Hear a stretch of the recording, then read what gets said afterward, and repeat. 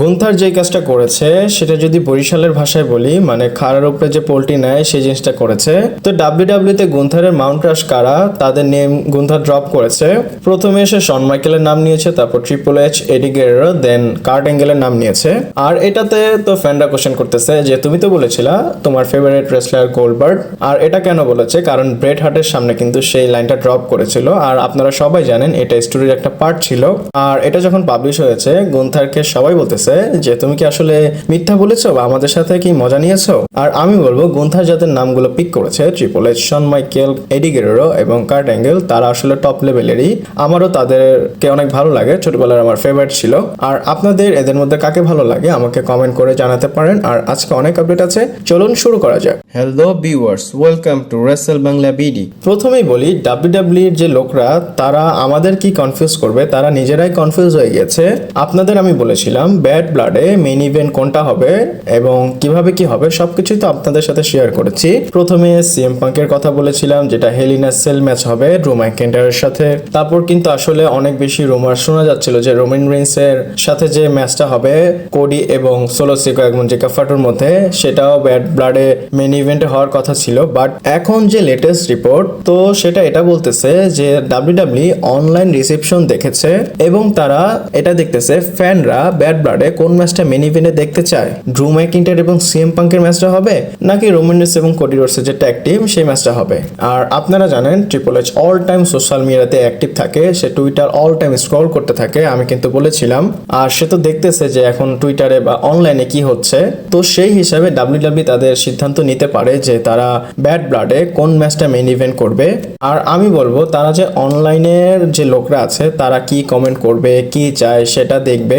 অনেক সময় এটা ডাব্লিউডাব্লিউর জন্য ভালো হতে পারে বা অনেক সময় এটা খারাপও হতে পারে, কারণ সবসময় ফ্যানরা যে জিনিসটা দেখতে চায় জরুরি না এটা যে দেখাতেই হবে। কারণ আপনারা জানেন এরকম অনেক সময় হয়েছে ফ্যানরা যেটা চেয়েছে ডাব্লিউডাব্লিউ দিয়েছে, বাট তারপরে গিয়ে ফ্যানরা এটার উপর ফ্লিপ করে ফেলেছে।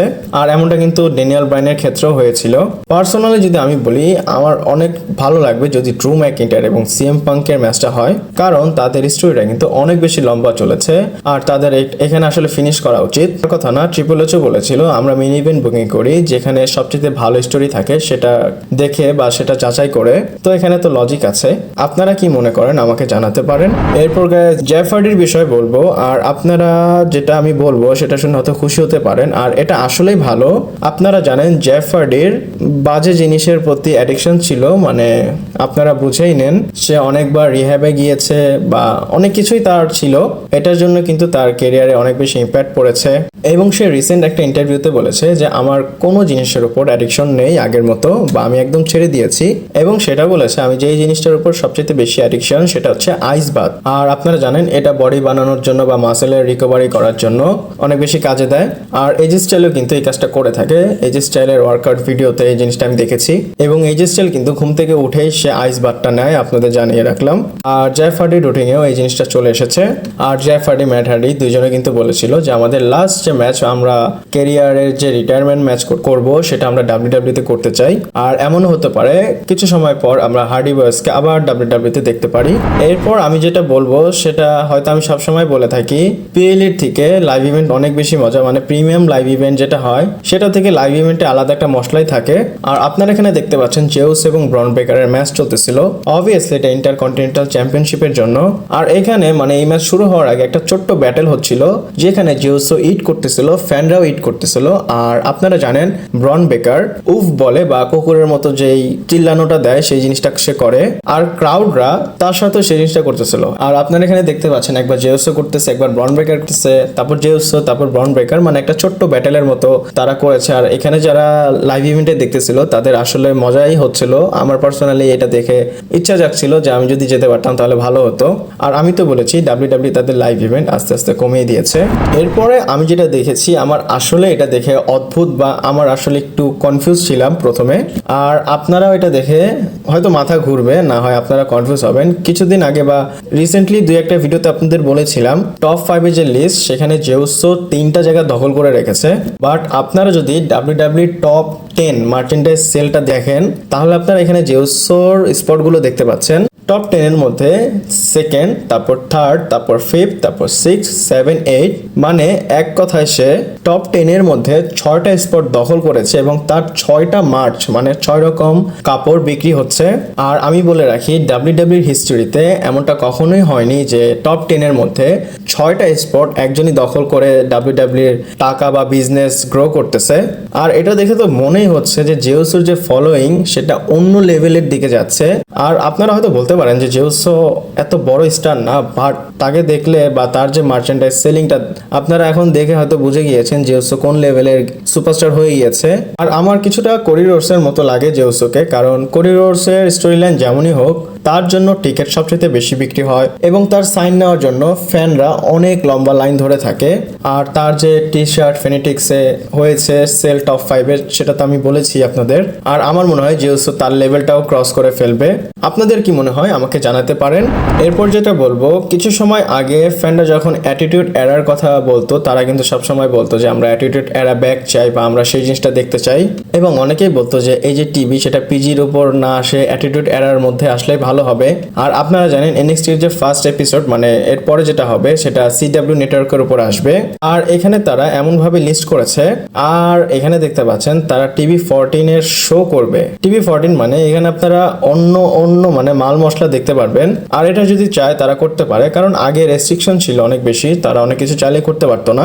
আর এটা শিওর এনএক্সটির উপর ফুললি ইমপ্লিমেন্ট হবে। আর এমনটা কিন্তু আমরা ডম লিভ মর্গানের ক্ষেত্রেও দেখেছি, তারা যদি চায় সবকিছুই করতে পারে, রেস্ট্রিকশন থাকুক অথবা না থাকুক। এরপর ট্রিপল এইচ এর একটা ভিডিও ইন্টারনেটকে একদম ভাইরাল বা নাড়াচাড়া করে দিয়েছে।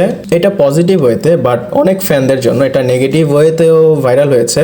এখানে দেখতে পাচ্ছেন ট্রিপল এইচ এবং সিএম পাঙ্ক একসাথে আছে। আর সবচেয়ে বেশি ভালো লাগে ট্রিপল এইচ এবং সিএম পাঙ্ককে একসাথে দেখতে, কারণ এটা অনেক বেশি আনরিয়েল লাগে, কারণ একজন আরেকজনকে দেখতে পারতো না, একজন আরেকজনের উপর কেসও করেছিল। আর এখানে ল্যারিও আছে, মানে তার কুকুর, সে একদম তার বাচ্চার মতো রেখেছে। আর বিয়াঙ্কা ব্লেয়ারও এখানে তাদের দেখে শখ খেয়ে গিয়েছে, তার কুকুরটাকে আদরও করেছে। তো এখানে ট্রিপল এইচ ক্যাপশন দিয়েছে যে কিছুটা ল্যারিকে অ্যাপ্রিসিয়েট করা উচিত, আর এটার উপর কিছুটা রেসপন্সও এসেছে। আর এটা যদি ড্রু ম্যাকিন্টায়ার না করে তাহলে কি হয়। আর এখানে তো আপনারা দেখতে পাচ্ছেন ড্রু ম্যাকিন্টায়ার কি লিখেছে। এছাড়াও ইথম পেজ সেও কিন্তু এটাকে রিটুইট করেছে। আপনারা জানেন ইথম পেজ এবং ট্রিক উইলিয়ামের ম্যাচ হবে, আর সেখানে স্পেশাল গেস্ট রেফারি থাকবে সিএম পাঙ্ক। ইথম পেজ এখানে বলতেছে যে আমার সবচেয়ে বড় প্রবলেম ট্রিক উইলিয়ামের সাথে ছিল, এবং সে লিখেছে I officially hate punk more than trick. আর এটা কেন হয়েছে, তার ডগটা দেখে ইথম পেজের ভালো লাগেনি। আমি বলবো সিএম পাঙ্কের ডগের অ্যারাউন্ড অনেক কিছু চলতেছে, মার্চেন্ডাইজ সেল হয়, ড্রু ম্যাকিন্টায়ার কথা বলে, ইথম পেজ কথা বলে, কোডি রোডস কথা বলে, মানে সিএম পাঙ্কের ডগ আলাদা লেভেলের একটা ডগ সুপারস্টার হয়ে গিয়েছে। এরপর মালাকাই ব্ল্যাক অথবা অ্যালিস্টার ব্ল্যাকের কথা বলি। আর ডাব্লিউডাব্লিউ ইন্টারেস্ট আছে তাকে সাইন করার জন্য। আর আমি বলবো এটা আসলে রিয়্যাক্ট বা আনরিয়্যাক্ট কি করব বুঝতেছি না, কারণ যখন সে এনএক্সটিতে ছিল তাকে খুব ভালোভাবে বুকিং করা হয়েছে। সে যখন মেইন রস্টারে এসেছে তাকে কোনো দামই দেওয়া হয়নি। তারপর এইডাব্লিউতে যখন সে গিয়েছে তাকে কিন্তু ওইভাবে স্পটলাইট দেওয়া হয়নি। আমি তার রিসেন্টলি এইডাব্লিউর কোনো কিছু ফলো করিনি, বাট এটা জানা যায়। আর এখন যদি ডাব্লিউডাব্লিউ তাকে সাইন করে, ট্রিপল এইচ এনএক্সটিতে যে সুপারস্টারদের খুব ভালো বুকিং করতো, এখন কিন্তু ট্রিপল এইচ সেই সুপারস্টারদের মেইন রস্টারে এনে নষ্ট করতেছে। যেমন আপনারা ডিআইওয়াইয়ের কথা বলতে পারেন। আর যদি অ্যালিস্টার ব্ল্যাক আসে তাহলে ট্রিপল এইচ কিভাবে কি করবে সেটা আসলে ট্রিপল এইচই ভালো জানে। যদি ট্রিপল এইচ পুরানো এনএক্সটির যে বুকিং করতো মেলাকাই ব্ল্যাককে, সেটা যদি করে তাহলে তার জন্য ঠিক আছে। Next miss money in the bank টিফিনির কথা বলবো, এবং সে রিসেন্টলি কিছু বিষয় কমেন্ট করেছে।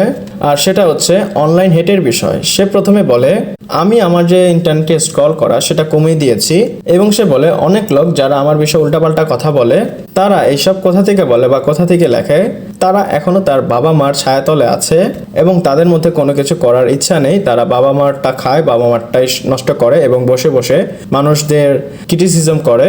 আর এই কথাটা কিন্তু সত্য, যারা আসলে নিজেদের থেকে কোনো কিছু করতে না পারে তারা কিন্তু অন্যদের নিয়ে অনেক বেশি কথা বলে।